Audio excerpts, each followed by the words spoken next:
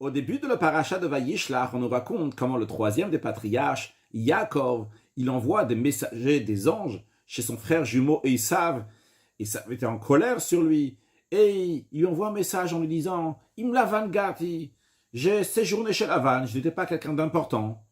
Vayili Shovachamor, j'ai eu des bœufs, des ânes, tson, du bétail, ve'eved, ve'shifra, des serviteurs et servantes, et j'envoie ces messagers pour trouver grâce à tes yeux. » Le commentaire de Rashi s'arrête sur les mots « Im Lavan Garti ». Yaakov dit à son frère « Avec Lavan, j'ai séjourné ». Le mot « Garti », qui veut dire langage de guérout, d'étranger, guerre, le commentaire de Rashi nous dit c'est aussi les mêmes lettres que Taryag, Tav, Resh, Yud, Gimel. En hébreu, chaque lettre a une valeur numérique. Par exemple, le Aleph, c'est 1, le Bet, c'est 2. Eh bien, quand on prend les lettres Tav, Resh, Yud, Gimel, ça fait 613. Donc, lorsque Yaakov il a dit Garti, et Garti c'est les mêmes lettres que Taryag 613, Rashi nous dit Yaakov est en train de faire passer le message à Esav, bien que j'étais chez Lavan, Im Lavan, mais Garti, j'ai fait les 613 commandements même en étant chez Lavan. Il faut comprendre trois choses. Premièrement, quel rapport entre le mot Garti, qui veut dire être étranger, avec les 613 commandements? Quel rapport entre les 613 commandements et étranger? Deuxièmement, il faut comprendre pourquoi Yaakov a envoyé ce message à Esav. Quel est le but? Est-ce que vraiment ça intéressait Esav de savoir que Yaakov, il a fait les 613 commandements? Et troisièmement, quel est l'enseignement pour nous? L'explication est la suivante. Quand Yaakov dit « Im Lavan Garti », avec Lavan, j'ai séjourné, j'étais étranger chez Lavan. Yaakov est en train de dire, vrai, j'ai eu affaire avec Lavan, l'araméen, Lavan qui représente la matière, le monde matériel, mais tout ce monde matériel était Garti, était étranger chez moi. C'est pas mon sujet, c'est pas mon affaire de Yaakov. Vrai, j'ai des objets matériels, j'ai du bétail, j'ai des serviteurs, j'ai des servantes, mais ça c'est pas moi, c'est quelque chose qui est en plus de moi. Moi-même, Yaakov, c'est uniquement mon âme divine, la Torah, les mitzvot. C'est ça qui est domestique chez moi, c'est ça qui est l'essentiel chez moi. Le reste, c'est des choses qui sont rajoutées à la vie, mais ce n'est pas l'essentiel. Cette idée-là, que Yaakov dit que lui, son âme divine, c'est l'essentiel, et que les sujets du monde sont étrangers, sont quelque chose qui sont un plus, on le retrouve aussi dans la suite de la paracha. Lorsqu'on nous raconte que Yaakov, Vayeven lo bayit, il s'est construit pour lui, Yaakov, une maison, et le Mikneu, pour son bétail, à sa Sukkot, il a fait des cabanes. Qu'est-ce que cela veut dire dans le sens profond? Quand il dit Vayeven lo bayit, il s'est construit pour lui une maison. C'est qui lui? Lui, c'est Yaakov, c'est l'essence de son âme. C'est l'âme divine. Pour son âme, il faut quelque chose de fixe, une maison, non pas une cabane, quelque chose qui est provisoire. Mais pour son mikneu, pour son bétail, pour ça il a fait des soukot, des cabanes. Mikneu, qui veut dire son bétail, vient aussi le langage de kinyan en hébreu, qui veut dire une acquisition. Les choses qu'il a acquis dans le monde.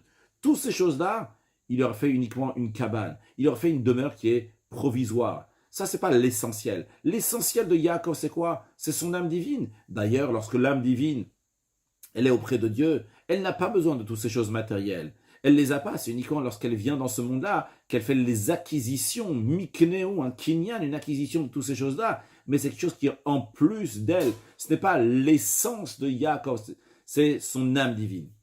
D'ailleurs, une fois le rabbi précédent racontait une histoire avec le Maggid de Mezrich, que le Baal Shem Tov, le fondateur de la Chassidoute, a envoyé à son élève, le Maggid de Mezrich, un message. Il a envoyé quelqu'un chez lui. Et cette personne, donc, elle est partie voir le Maggid de Mezrich. Et qu'elle est partie à Mezrich, il ne connaissait pas, donc il a demandé à quelqu'un qui l'accompagne.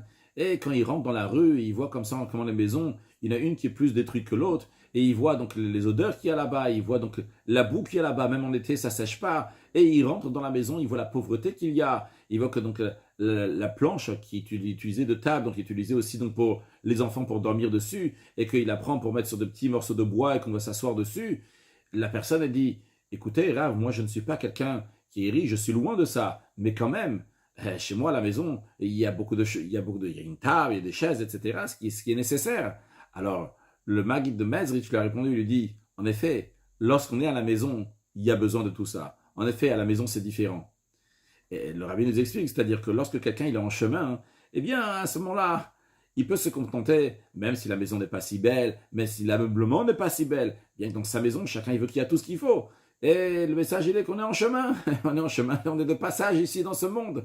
Alors, lorsqu'on est de passage, il y a des choses qui sont acquises aussi, mais ils sont passagères. L'essentiel, c'est l'âme divine. Basé sur cela, le rabbi nous explique quel est le rapport entre le mot Gati, j'ai séjourné en tant qu'étranger chez Lavan, et Tariag, les 613 commandements. En effet, lorsque quelqu'un regarde toute la matière de ce monde et toutes les choses qu'il a acquis dans ce monde, il le regarde comme quelque chose qui est étranger à lui, quelque chose qui est en plus de sa vie. Mais ce n'est pas ça l'essentiel dans sa vie. Et bien à ce moment-là, ils peuvent être méticulés sur les 613 commandements, les accomplir, sans que le monde entier va le déranger. Ça, c'est une première étape, un début d'explication, le début du verset Im Lavan Gati, avec Lavan j'ai séjourné, que tout ça c'était étranger, toute la matière est étrangère, le monde est étranger, et donc je peux faire les 613 commandements tranquillement. Mais Yaakov ne s'est pas contenté de dire Im Lavan Gati, avec Lavan j'ai séjourné. Il a dit aussi Vayili Shavachamor Son Ve'eved Vishira. J'ai eu pour moi. On vient de dire que l'expression de l'eau, quand on parle de lui, de Yaakov, c'est l'essence de son âme. Quand Yaakov parle de lui-même, il dit « li de moi-même », il parle aussi de l'essence de son âme. Qu'est-ce que cela veut dire? Jusqu'à présent, l'explication, elle est que le monde, eh bien, il est étranger, et donc il ne dérange pas à servir Dieu. Mais c'est pas ça la finalité. Il faut aller à une étape suivante. L'étape suivante, c'est que le monde, la matière, va être influencé par le spirituel. Et pas seulement ça, allons encore plus loin. Que la matière elle-même va se changer et devenir du spirituel.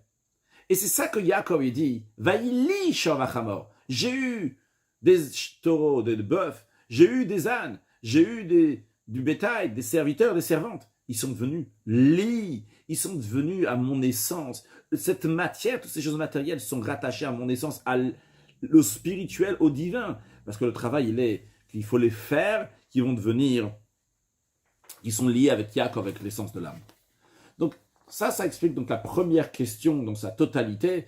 Qu'est-ce que Yaakov voulait dire en disant qu'avec les 613, j'ai fait les 613 commandements tout en séjournant chez Lavan, parce qu'en effet, la matière était étrangère. Mais on n'a pas encore répondu à la deuxième question. Pourquoi Yaakov a donné cette information à Esav? Pourquoi c'était tellement important? Pour comprendre cela, voyons ce que le Midrash dit à propos des paroles de Yaakov à son frère Esav. Vayili shor vachamor, j'ai eu un bœuf et un âne. Le Midrash s'arrête sur vachamor, sur le mot âne. Il dit, le mot âne ici, l'âne, fait référence au Melech HaMashiach, au roi Mashiach. En effet, le prophète Zechaïa dit que le Mashiach va venir en tant que Ani veroche vachamor, en tant que quelqu'un qui est pauvre, qui est en train de chevaucher sur un âne. Donc quand on parle de l'âne, on fait référence au Melech HaMashiach, au roi Mashiach. Quel rapport ici avec Yaakov? Alors tout d'abord à savoir que la venue de Mashiach requiert, exige le travail des Birurim. Birurim, donc il veut dire, il y a un langage de borer, de trier le bien du mal. Dans des mots simples, c'est-à-dire de raffiner la matière, de prendre ce monde matériel et de l'élever à Dieu. C'est, quand on dit là le monde, c'est pas seulement le monde en général, mais c'est aussi mon corps, mon âme animale, les biens que Hachem m'a donnés. Je les prends, je les amène à la doucha, à la sainteté. Par cela, j'amène une lumière divine et tous les dévoilements divins qu'il va y avoir lorsque Mashiach va venir se font par le travail que nous sommes en train de faire aujourd'hui, donc le travail des Birurim, donc le raffinement du monde. Alors, c'est ça que Yaakov est en train de dire à Esav. Il lui dit, écoute Esav, moi, mon travail pour amener la venue de Mashiach, je l'ai fait. J'étais chez Lavan, Garti, j'ai eu la matière. Cette matière-là, elle était étrangère à moi. Pas seulement qu'elle est étrangère, Vayili shor vachamor. Je l'ai pris, je l'ai élevé, elle est devenue quelque chose qui est sainte. C'est-à-dire que j'ai pris toutes les choses matérielles, j'ai fait qu'ils sont devenus un réceptacle pour la divinité. Ils sont devenus une demeure pour Dieu. Donc, écoute, mon frère Esav, je t'envoie des messagers pour te dire que de mon côté, je suis prêt à accueillir Mashiach. J'ai raffiné ma matière, j'ai travaillé ma matière. D'où le Midrash nous dit, Vachamor, c'est Melech HaMashiach, que l'âne fait référence au Melech HaMashiach. Il dit à Esav, voilà, de mon côté tout est fait. Maintenant, les délégués demandaient à Esav, est-ce que de son côté il a tout fait? Parce qu'en effet, Yaakov pensait que Esav, il était ce qu'on appelle dans la Chassidoute, après le birour, après avoir fait ce raffinement-là, et ça, il était arrivé au niveau que Esav devait arriver, que lui aussi, il a travaillé sa matière. Et donc, si Yaakov et Esav sont prêts, eh bien, à ce moment-là, la délivrance peut déjà venir. Et justement, les anges sont revenus, ils ont dit, Ban wala chicha el Esav. On est venu chez ton frère, celui que tu dis que c'est ton frère, celui que tu penses que c'est ton frère, tu penses que lui aussi il est comme toi, que lui aussi il est prêt à la délivrance, tu te trompes. El Esav, on est venu chez Esav. Il est encore dans une situation qui est avant le bureau, il ne s'est pas raffiné, et donc la délivrance ne peut pas encore arriver. Donc ça, c'est la réponse à la deuxième question. Pourquoi Yaakov il a informé ça à Esav? Pour lui dire, moi je suis prêt à la délivrance. Qu'est-ce qu'il en est avec toi? C'est bon, toi aussi tu as fait ton travail? C'est bon, la Géoula peut venir maintenant. Maintenant, quel est l'enseignement de tout ça? Le rabbi nous dit l'enseignement est très important en effet, parce que la Torah, quand elle nous raconte quelque chose, ce n'est pas juste pour un certain moment, une certaine époque, mais c'est quelque chose qui est éternel. Et l'enseignement est le suivant. Un juif doit savoir que même s'il regarde l'entourage, et il regarde le monde, il dit, la Géoula, la délivrance, ne peut pas venir. Le birourim, le raffinement du monde, n'a pas encore été fait. Alors on lui dit, même si tu regardes le monde et tu vois qu'il ne s'est pas encore fait, mais sache que toi, de ton côté, tu dois faire tout ce que tu dois faire pour prendre tes sujets, ton bétail, ton âne, ton taureau, toutes les choses que tu as, et d'en faire qui vont être prêts pour la Géoula, pour la délivrance. Comment on fait cela? Imla Vangarti. En étant clair dans notre tête que le monde entier, tout ce qu'il y a dans le monde, c'est Garti, c'est étranger, guerre anochi baretz. On est de passage ici. Toute notre vie, dans l'expression du roi David, dit Mishnotenu baem shivim shana, que nos années sont de 70 ans, Venbing Vurot, avec vigueur, Shmonim shana, 80 ans. Bien comme Dieu, il a dit, que dorénavant, donc les êtres humains pourront vivre jusqu'à 120 ans. Quel que soit donc l'âge, en se tatouant bien sûr une longue vie, même une vie éternelle, vu que Mashiach il arrive. Mais pendant tout ce temps-là, eh bien, c'est gâti, c'est passager. La matière n'est pas quelque chose qui peut déranger le spirituel. Et quand on se comporte comme ça, eh bien, il y a le flux matériel aussi qui vient, comme chez Yaakov, qu'il a eu Tson, Ve'eved, Ve'shifra, il a eu toutes les bonnes choses qu'il y avait, dans le sens littéral. Et lorsque quelqu'un se prépare à lui, bien que le monde entier n'est pas prêt, mais lui se prépare à lui, et ses sujets à lui pour la délivrance, eh bien, ça a une influence sur le monde entier. Parce que Maïmonide, le Rav nous dit que le monde entier est considéré comme une balance dans laquelle il y a les bonnes actions d'un côté et les autres d'un autre côté. Et que c'est équivalent comme ça la balance des deux côtés. Et quand quelqu'un il fait une bonne action, et bien par cela il fait pencher la balance du bon côté. Et par cela c'est une délivrance pas juste pour lui, mais pour le monde entier. Et comme le Rambam dit que l'Israël ils font tchouva, au miyad nigalim, tout de suite ils vont être délivrés. Le Admour Azaken rajoute tekef ou miyad, vraiment de manière imminente ils vont être délivrés.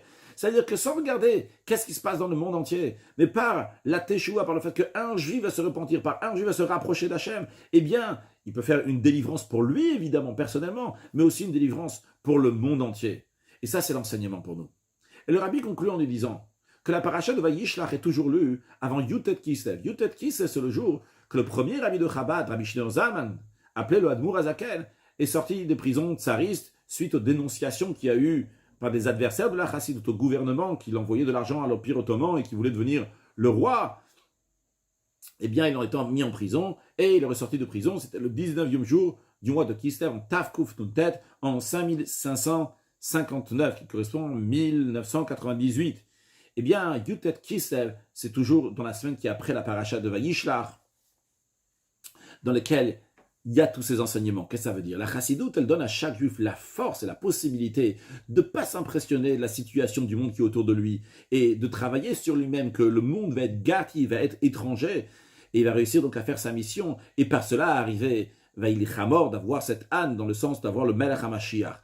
La chassidoute, c'est la préparation, le réceptacle pour le dévoilement de Mashiach. En effet, lorsque le Baal Shem Tov, il est monté dans le Heichal, dans l'endroit où se trouve l'âme du Mashiach, et il lui a demandé, et Matai Katima, quand est-ce que Maître va venir?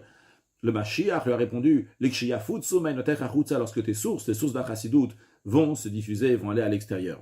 Cette sikha, le rabbi l'a dit, c'était Parashat Vayishlach, partiellement Tashin Tetzain et Tashin Chai, donc en 1955 et en 1957, mais depuis, en Tashin Nunbet, en 5752, 1991, le rabbi a dit que le travail des birurim, le travail des raffinements de la matière a été fini. C'est-à-dire que maintenant, notre travail, il est d'accueillir Mashiach en se préparant, en rajoutant des actes de bonté et de bienfaisance, et surtout que dans la paracha de Vayishlach, Vayeshev Tashin Nunbet, 5752, le rabbi a parlé de la particularité de la France.